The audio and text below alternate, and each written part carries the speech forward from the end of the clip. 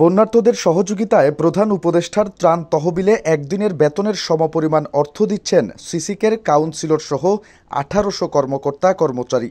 ইতিমধ্যেই তাদের বেতনের একদিনের সমপরিমাণ অর্থের ১১.৫ লক্ষ টাকার একটি চেক পাশ করে মন্ত্রণালয়ে পাঠানো হয়েছে। আগামীকাল প্রধান উপদেষ্টার ত্রাণ তহবিলে হস্তান্তর করা হবে। সোমবার সন্ধ্যায় এসব তথ্য নিশ্চিত করেন সিলেট সিটি কর্পোরেশনের প্রধান নির্বাহী কর্মকর্তা মোহাম্মদ ইফতেখার আহমেদ চৌধুরী। তিনি বলেন, সাম্প্রতিক ভয়াবহ বন্যায় ক্ষতিগ্রস্তদের সহযোগিতা প্রদানের লক্ষ্যে সিলেট সিটি কর্পোরেশনের কাউন্সিলর, কর্মকর্তা, কর্মচারী একদিনের বেতন প্রধান উপদেষ্টার ত্রাণ ও কল্যাণ তহবিলে প্রদান করার সিদ্ধান্ত গৃহীত হয়।